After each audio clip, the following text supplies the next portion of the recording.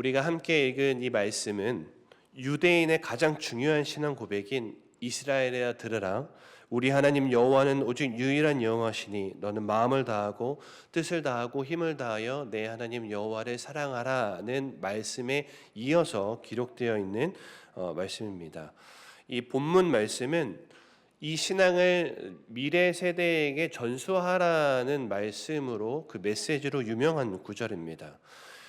이 말씀에서는 하나님의 말씀을 새기라는 메시지가 강조가 되어 있는데 여기서 우리는 말씀을 암송해야 되는 이유와 더 나아가서 유익까지도 함께 생각해 볼 수가 있습니다. 본문 6절 끝에는 새기고 이렇게 기록이 되어 있는데 이 단어는 반복해서 가르치다는 뜻을 가지고 있습니다.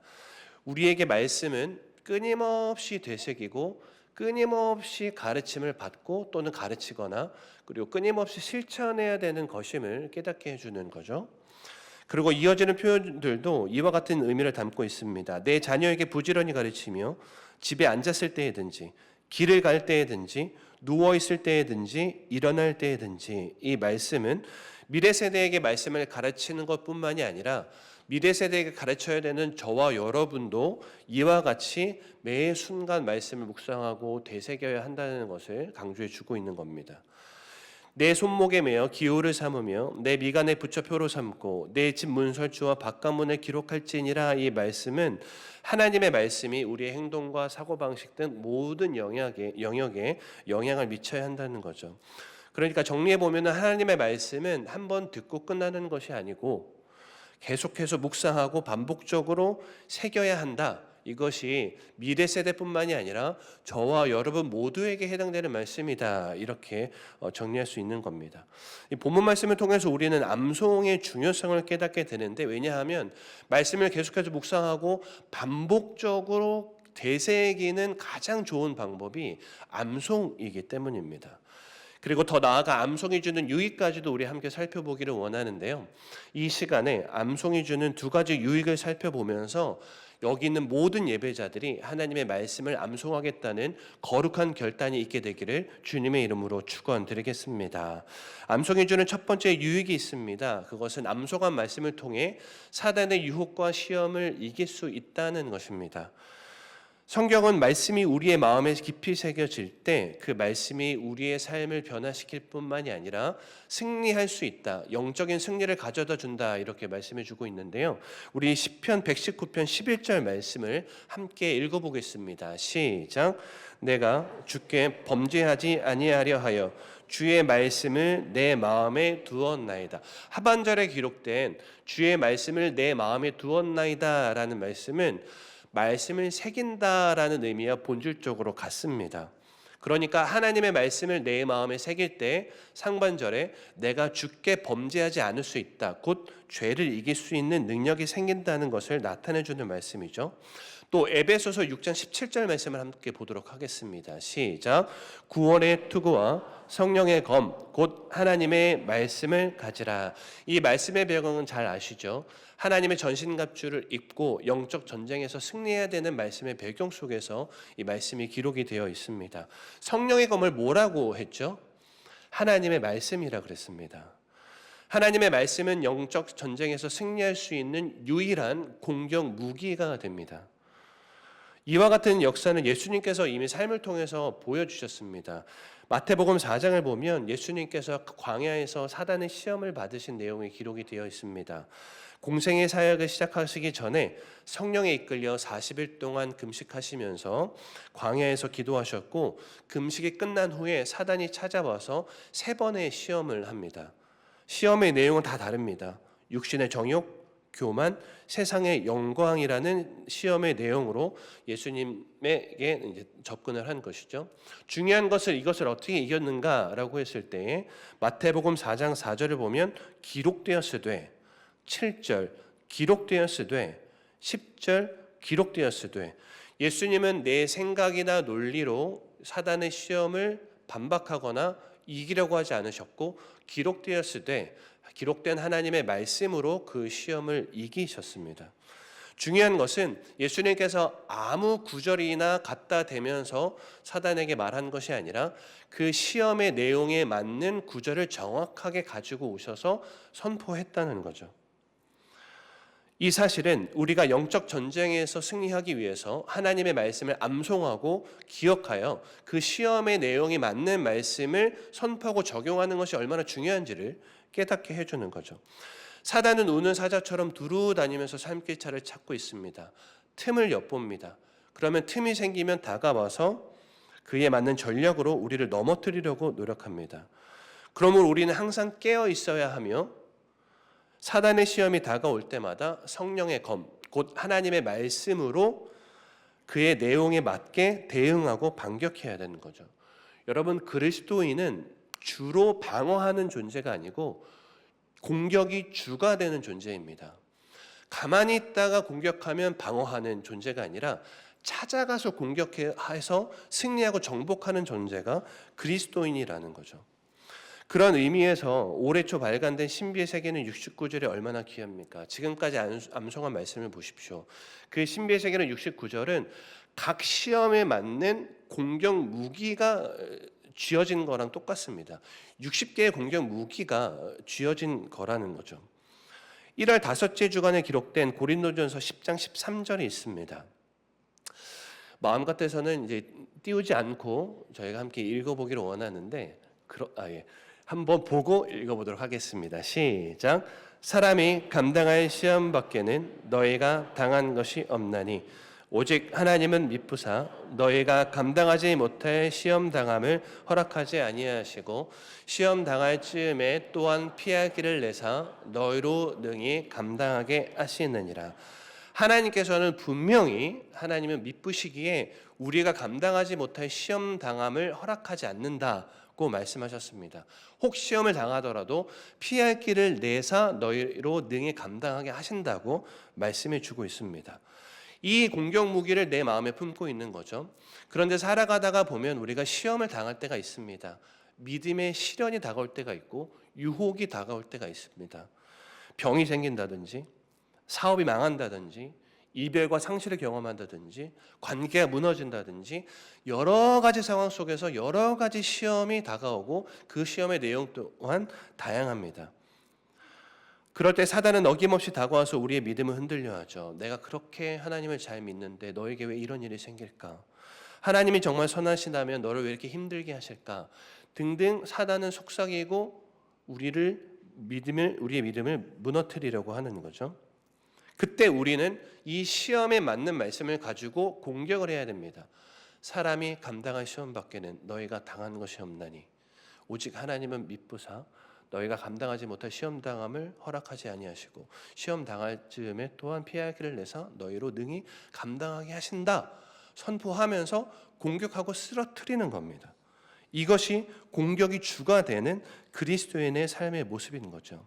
성도 여러분, 말씀을 반복적으로 새기는 과정, 곧 암송을 통하여서 그 말씀이 내 신비에 새겨지고 그 말씀이 영적 전쟁에서 승리할 수 있는 강력한 도구가 되시기를 주님의 이름으로 축복합니다.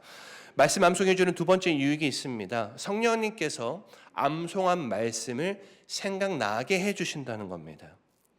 제가 목회를 하면서 성도님들에게 여러 가지 말을 듣는데 그 중에서 참 많이 듣게 되는 말 중에 하나가 목사님, 저는 돌아서면 까먹습니다 라는 말을 정말 많이 듣습니다. 제가 저 문을 부르는 별명이 있어요. 저 문을 마법의 문이라고 부릅니다. 저 문은 정말 신기한 문이에요. 왜 그런지 아십니까? 지금 모든 분들이 한 분도 안 주시고 다 잘 듣고 계시거든요. 그리고 이제 축복하고 사랑해요 축복하고 하고 이제 헤어지겠죠. 그리고 저 문을 나서는 순간 마법이 일어나요. 머릿속이 하얘지는 거죠. 오늘 말씀이 참 좋았는데 본문이 뭐였지? 뭐였지? 메시지가 뭐였더라? 좋긴 좋아. 이렇게 되는 거죠. 정말 너무나 신기한 문이에요. 그러면 우리가 말씀을 암송을 할 때도 어차피 까먹으니까 돌아서면 잊어버리니까 말씀을 암송할 필요가 뭐가 있어라고 생각하기가 쉽습니다. 그래서 혹 지금도 우리 성도님들께서는 말씀 암송은 나랑 안 맞아, 말씀 암송은 업사이 까먹으니까 난 안 할 거야, 기억력도 쇠퇴하고 나이가 들어서 나는 뭐 쓰기 뭐 이런 식으로 접근하실 수 있어요. 물론 그러셔도 되죠. 그런데 어차피 까먹으니까 말씀 암송할 필요가 뭐가 있어라는 인식을 제가 좀 바꿔드리겠습니다. 요한복음 14장 26절 말씀을 한번 읽어보겠습니다. 시작. 보혜사 곧 아버지께서 내 이름으로 보내실 성령 그가 너희에게 모든 것을 가르치고 내가 너희에게 말한 모든 것을 생각나게 하리라. 성령의 사역 중 중요한 사역이 생각나게 하시는 사역임을 보여주는 정말 중요한 말씀입니다. 말씀 암송은 여러분 신비에 새기는 과정이에요. 새긴다는 건 마치 바위에 글씨를 새기는 것과 같은데 처음에는 희미하게 보일지 몰라도 시간이 지나면 계속 새기면 바위에 새겨지고 비가 오더라도 지워지지 아니하듯이 읽고 묵상하고 암송할수록 우리의 마음에 새겨진다는 겁니다. 종이에 쓰는 건 언젠가 찢어지기도 하고 지워질 수도 있지만 바위에 새겨진 글씨가 오랜 시간 남는 것처럼 암송하는 과정을 통해서 내 신비에 새겨진다는 거죠. 자, 그러면 우리가 기억이 나지 않을 수도 있어요. 그런데 하나님께서는 내 기억에서는 지워버릴 수 있지만 내 마음에 새겨져 있기 때문에 성령님께서는 언젠가 필요할 때에 생각나게 해주신다는 거죠. 그러니까 말씀 암송은 기억 훈련의 차원이 아닌 겁니다. 기억력으로 접근할 것이 아니에요. 새기는 것이다. 새겨지면 나는 잊어버릴지라도 성령님께서 생각나게 해주셔서 능력으로 역사하신다는 것입니다. 그러면 우리가 어차피 잊어버리는데 어차피 까먹는데 라는 생각으로 말씀 암송을 포기할 수 없는 것이죠. 성경에 베드로가 있습니다. 베드로는 예수님을 만나기 전까지 어부였어요. 그럼 사람들이 어부를 무식한 사람으로 알아요. 무식했는데 사도행전을 보니까 성령님을 만나서 똑똑하게 돼서 말씀도 막 전하고 수많은 사람들이 믿게 됐다. 이렇게 받아들이고 생각하시는 분이 있어요. 그런데 이거는 유대인들을 잘 몰라서 하시는 말씀인데 어린 시절부터 베드로는 어부였지만 율법과 성경 말씀을 외우는 암송하며 자라온 사람이었습니다.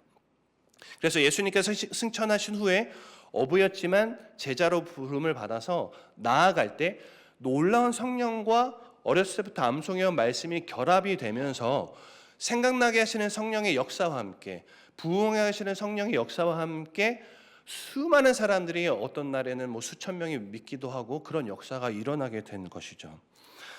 베드로가 무식한 어부였고 말씀에 관한 지식도 전무했는데 성령님께서 무에서 유를 창조하신 것이 아니라 이미 마음에 새겨진 말씀을 가지고 놀라운 성령의 역사와 함께 그런 초대교회 역사들, 사도행전의 역사가 일어났다는 것입니다. 시간이 지나면서 우리의 기억력은 흐려질 수 있어요. 돌아서면 까먹고 돌아서면 까먹을 수 있어요. 혹여 또 저 마법의 문을 나서서 오늘 말씀을 기억하지 못할 수 있습니다. 그러나 지금 열심히 들은 그 말씀과 시간과 역사는 내 마음에 새겨짐으로 말미암아 언젠가 성령님께서 역사하시는 도구가 된다는 것이죠. 여러분 이 사실을 믿으시기를 주님의 이름으로 축복합니다.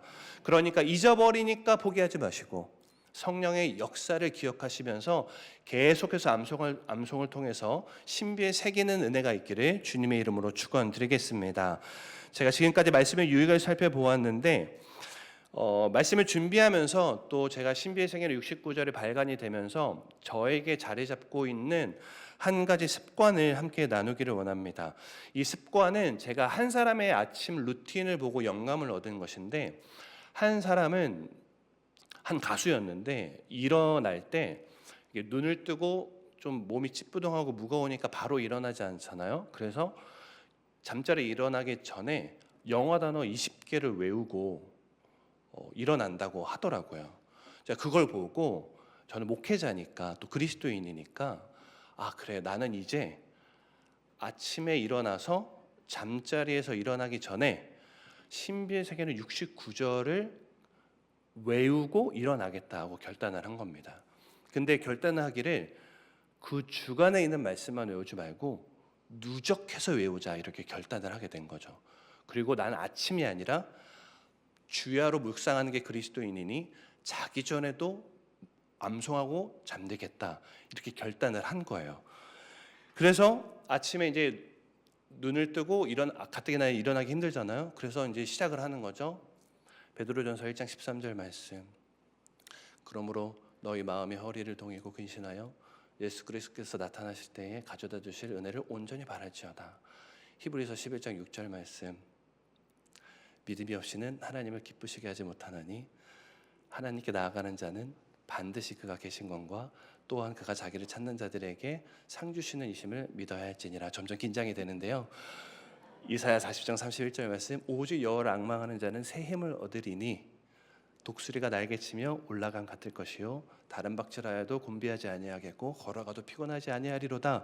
예레미야 29장 11절 말씀. 여호와의 말씀이니라 너희를 향한 나의 생각을 내가 아나니 평안이요 재앙이 아니니라. 너희에게 미래와 희망을 주는 것이니라. 가장 난관이죠. 고린도전서 10장 13절 말씀.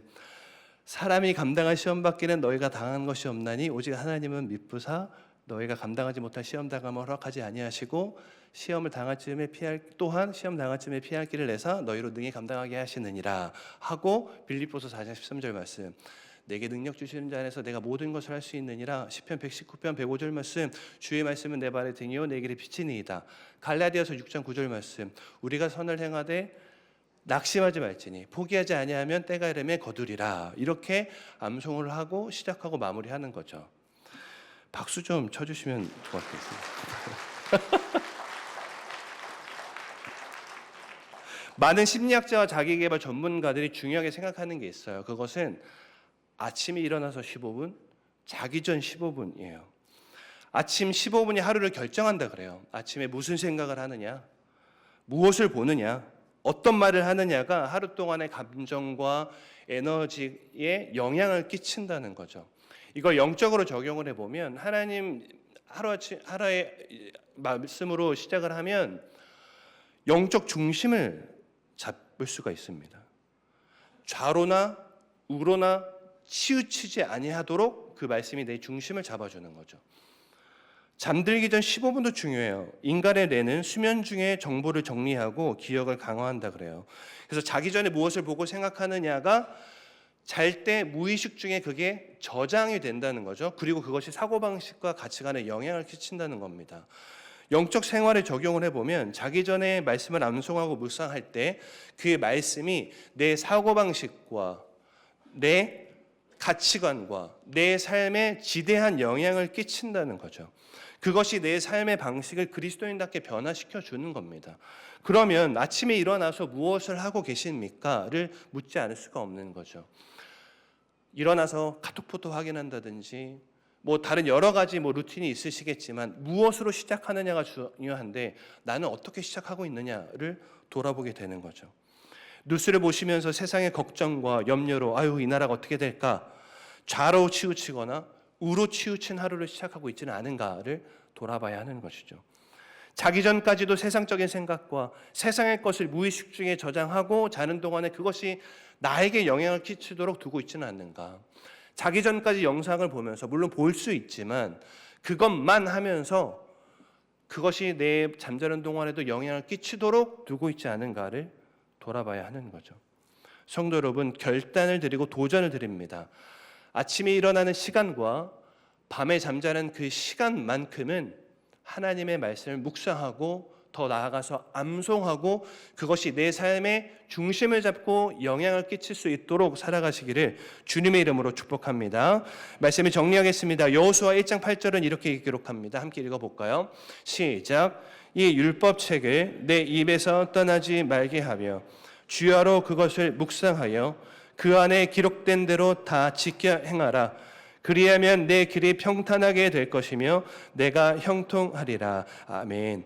말씀을 반복적으로 내 삶에 새길 때 어떠한 은혜가 있는지를 잘 보여주는 말씀입니다. 이 유익은 형통의 유익도 있고요. 영적 전쟁에서 승리하는 유익도 있습니다. 비록 우리가 암송한 말씀을 잊어버릴 때가 있을지 모르겠습니다. 그러나 성령 하나님께서 필요할 때에 필요한 말씀을 생각나게 해주시고 그걸 적용하게 해주신다. 그것을 기억하면서 주야로 말씀을 통해 하나님의 말씀을 신비의 세계는 복된 삶 다 되시기를 주님의 이름으로 축원드리겠습니다.